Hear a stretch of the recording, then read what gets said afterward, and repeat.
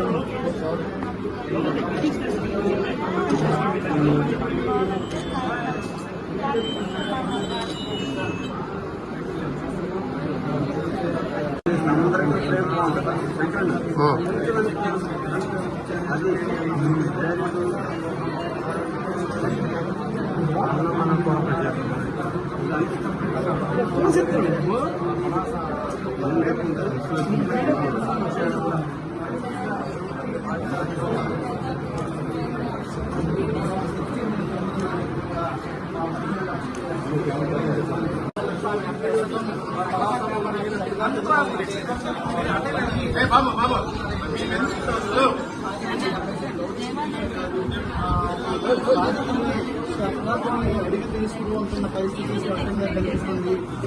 ఎట్లా ఉంది ట్రీట్మెంట్, ఏ విధంగా ఇష్టపడ్డారు, ప్రభుత్వం ఏ విధంగా ఆదుకుంది, వైద్యం ఏ విధంగా అందుతా ఉందనే విషయంపైన అయితే